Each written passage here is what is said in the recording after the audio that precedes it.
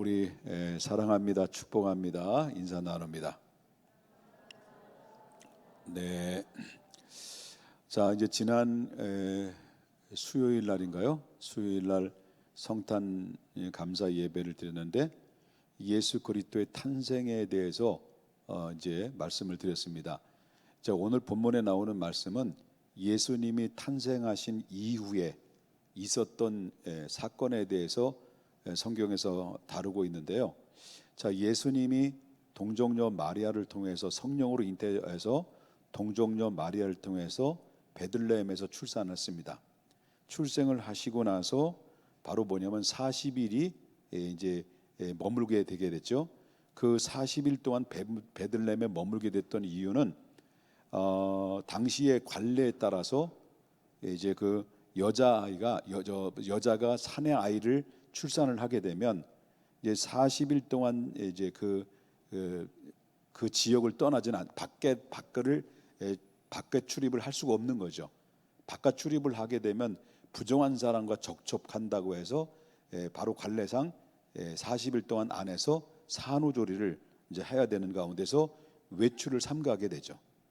그런데 이제 예수님께서 산모가 이제 40이 딱 지나게 되면 이제 예수님이 40이 지났죠. 그리고 요셉과 함께 베들레헴에서 예루살렘으로는 약 7km부터 한 10km 정도가 되죠. 그래서 걸어서 그 예수를 이제 안고 요셉과 그 다음에 마리아는 성전 안에 들어갑니다. 성전 안에 들어가서 이제 결례에 따라서 바로 뭐냐면 그 아기의 엄마는 정결 예식을 하게 되고 그 다음에 그리고 아이는 헌신 예를 이제 드리게 되어 있습니다. 그런 가운데 있을 때 이런 환경에서 본문은 아주 독특한 두 사람이 등장이 돼요. 그 두 사람이 등장이 되는데 하나는 시므온이라는 사람이 등장이 되고 그 이후에는 안나라고 하는 사람이 등장이 되죠. 그런데 오늘 본문에 나오는 이 두 사람의 성전에 찾아왔던 예수님 뭐하러 찾아왔다고 그랬죠? 바로 헌신례, 다시 말한다면 정결 예식을 거행하기 위해서 예수님께서 요한 별거 다 나오네. 요셉과 그 다음에 마리아가 예수님을 안고 이제 성전 안에 들어왔을 때 이 시몬하고 안나가 누굴 만난 거예요? 아기 예수님을 만나게 되죠. 그 아기 예수님을 만났는데 이 시므온이 아기 예수님을 만나자마자 이제 한눈에 알아본 거죠.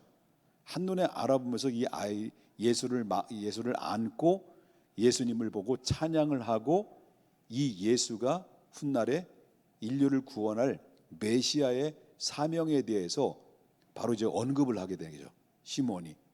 그래서 이 시므온은 이 예수님이 어떤 분이라는 것을 알았을까요, 몰랐을까요? 알았다는 거예요.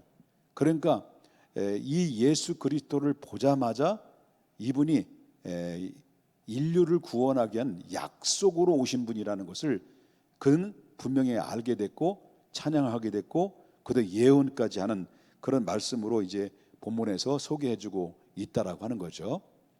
자, 이 말씀을 좀 보게 되면 뭘 느끼게 됩니까? 그때 당시를 시대적인 상황을 보게 되면 이 시므온은 어떤 사람인가라고 볼 때 시므온은 여러 전승에 의하면은 바로 상해원 공의회원 거기 회장으로서 바로 그 역할을 했다라는 그런 전승도 있고 여러 가지 있지만은 그러나 이 사람은 공식적으로 선지자다라기보다는 개인적으로 하나님과 1대1의 관계를 그 열악한 가운데서도 하나님의 경건함을 지키고 믿음을 지켰다는 아주 보석 같은 믿음의 사람이었다라는 것을 엿볼 수가 있다라는 거죠. 그런데 누구도 봅니까? 거기에 안나도 거기에 볼 수 있겠죠. 그런데 그러면 이 시므온이 지금 그때 당시 예수님을 안고 찬양하고 그리고 예언했을 때 그때 당시의 시대적인 상황은 어떤 상황이냐 그럴 때 정치적으로는 대혼란이 있었죠. 정치적으로 사회적으로 그리고 또한 그 국내에 말하자면 같은 민족끼리 상당히 그런 바로 갈등이 이제 있었던 사회적으로 상당히 그런 어려운 상황이 놓여 있었다는 거죠. 그리고 그때 당시 또 로마의 지배 아래 로마의 지배 아래 있었던 거죠. 그러니까 여러 가지로 그 암흑기에 이제 겪게 됐고, 그리고 종교적으로는 어떻습니까? 종교적으로는 오랜 전통적으로 내려오면서 바로 이제 율법이 변질돼 가지고 결국 어떻습니까? 율법 학자들이 우죽순으로 일어나 가지고 결국 성경을 안다고 하는 서기관들과 바로 이제 대제사장들이 있지만 그 안에서 아주 교묘한 틈바구니에 있어서 등장한 인물들이 누구냐면 바리새인들과 사두개인들이었죠. 이런 성경학자들이 등장이 돼 가지고 상당히 이제 그 안에 유대 사회는 성경의 본질이 희석돼 버리는 이런 상황에 이르게 됐다라는 거죠. 그래서 그때 당시에 바로 뭐냐면 구약의 말라기 시대에 말라기 선지자 이후에는 400년 동안 어떤 선지자도 하나님이 보낸 적이 없어요. 이 400년 공백 기간에 바로 뭐냐면 사두개인들이 등장됐고 서기관들이 등장이 되고, 그래서 이장 그 안에 영적으로 상당히 정치적으로 어려운 상황에 놓여서 바로 소망도 없고 희망도 없는 이런 열악한 가운데서 이스라엘 유대 땅에는 이렇게 진행되고 있는 어두캄캄한 밤과 같은 시간들을 보냈다라는 거죠. 그런 와중에서 누가 등장이 됐냐면 이 시몬이라고 하는 사람이 등장이 됐다라고 하는 것입니다. 자, 이런 상황에서 이 시몬은 어떻게 정말 하나님의 약속을 굳게 믿고 그리고 구약에서 이야기하는 메시아를 기다리면서 그는 믿음을 굳게 지키고 힘들고 열악한 가운데서도 경건한 삶을 살았던 이유가 뭐냐라고 올 때 보게 되는데요. 자, 보겠습니다. 25절 보겠습니다. 25절과 26절입니다. 에루살렘에 시므온이라 하는 사람이 있으니 이 사람은 뭐라는 거죠? 의롭고 경건하여 이스라엘의 위로를 기다리는, 이스라엘의 위로를 기다리는 자라는 것은 이스라엘의 누군가가 오게 될 것이다라는 간절한 대망이 그 안에 마음속에 있었다는 거, 없었다는 거예요? 있었다라는 거죠. 그분을 누굴 기다린 거예요? 시므온은 아기 예수를 기다려왔다는 거예요. 그러니까 언젠가는 올 것이다, 언젠가는 올 것인데 그 오심 때까지는 나는 밝혀 죽지 않고 그 오시는 그 예수를 보고야 말겠다라고 하는 간절한 대망이 그 안에서 가슴속에 불타오르고 있었다라고 하는 것을 보게 되죠. 그런데 바로 뭐냐면 이렇게 대망이 있게 하시기까지는 시므온이 바로 그 안에 누가 역사하셨냐면 성령이 역사했다. 성령이 역사함으로 말미암아 그가 믿음을 끝까지 지탱할 수가 있었다라고 하는 것을 이제 보게 되고, 26절 보겠습니다. 그가 주의 그리스도를 보기 전에는 죽지 아니하리라 하는 성령의 지시를 받았다는 거죠. 그래서 성령의 지시를 받아서 바로 뭐냐면 약속대로 오실 분이 오실 것이다라는 그 말씀, 언약의 말씀을 붙들고 있는데 그 말씀을 붙들고 있는 그 시므온에게 성령이 임하여 가지고 바로 예수 그리스도가 곧 오실 거라는 이 암시적인 감동을 주셨던 거죠. 그때 마침내 예수가 딱 등장할 때 성령은 이 영감을 열고 눈을 열고 그 심령을 열어서 이 시므온 눈으로 예수를 보는 때 이 아기 예수가 구약 성경에서 약속으로 오신 그분이구나, 그걸 믿었다는 거예요. 그러니 얼마나 기뻤겠냐는 거, 얼마나 기뻤겠냐. 이런 가운데서 바로 뭐냐면 예수를 찬양하고 예수님이 장차 온 날에 인류를 구원하실 그 계획대로 이루실 분이라는 것을 선포했던 하나님의 사람이다라고 보는 것이죠. 이해되시면 아멘 합시다.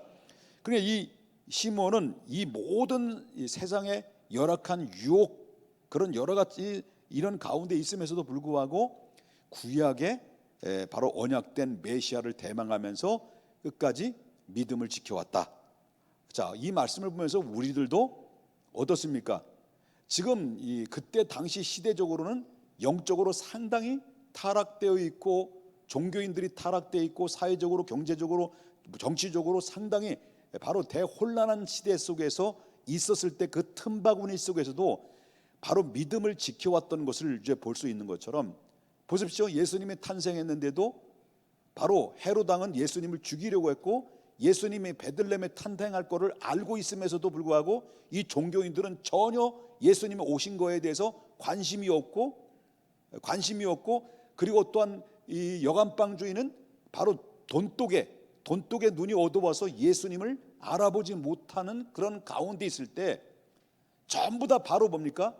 예수가 탄생해 하든 말든 상관이 없는 이 시대 속에 왔을 때 바로 예민한 반응으로 성령의 감동이 돼서 메시아가 올 거다, 메시아가 오실 것이다라는, 메시아가 오시기 전에는 난 절대로 죽을 수가 없다라는 이런 믿음과 대망이 있었을 때 결국 어떻습니까? 하나님은 그 아기 예수를 시몬에게 보내서 시몬 눈으로 아기를 만나게 하는 영광을 받게 됐다라고 하는 거예요.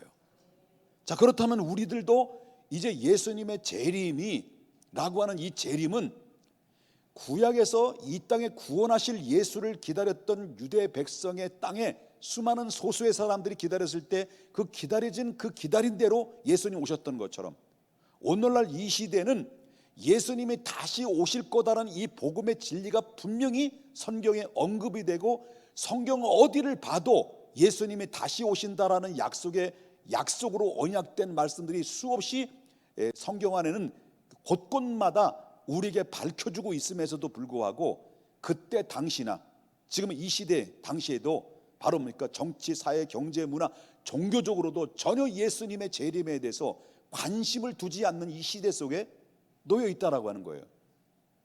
그렇기 때문에 오늘날 이 시대는요, 가장 이런 가운데는 누구를 봐야 됩니까? 시므온을 봐야 돼. 시므온. 우리도 이런 상황 속에서 아무도 관심 두지 않는 가운데 예수 그리스도의 오심을 기다리면서 바로 그 예수님의 다시 오실 그 예수를 간절히 사모하며 우리는 믿음으로 경건함을 지키어 나가는 자가 결국 어떻습니까? 보라 신랑이로다 라고 그럴 때 슬기로운 다섯처녀 그 사정권 안에 들어오는 자가 저와 여러분이 되어야 된다는 거예요. 그래서 우리는 늘 깨어서 근신하여서 언제 어느 때 예수님이 오실지는 알 수 없습니다만은 그러나 결국 오시는 것은 누가 결정하시냐면 하나님이 결정하시는 것이고 예수 그리스도께서 이 땅에 오시는데 사람이 마음으로 계획할지라도 그 걸음을 인도하시는 분은 하나님이시고 때와 장소는 하나님이 정하시는 것인데 우리는 다만 뭡니까? 시므온처럼 바로 이런 모든 관심도 없고 예수의 탄생, 예수의 언약 이런 가운데서 전혀 무관심 속에 놓여 있는 상황 속에서도 바로 뭡니까? 등불 준비하고 깨어서 기도해서 주님 오실 그날 때 우리가 거기에서 주님 앞에 세움 받을 수 있는 하나님의 사람이 될 수 있도록 여러분 마지막 때 기도해야 되고 준비해야 된다라고 하는 거예요.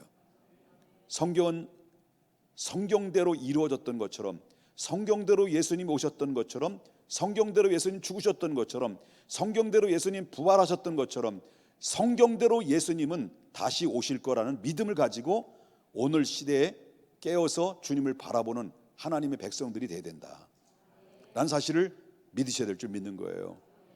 그래서 여러분 이제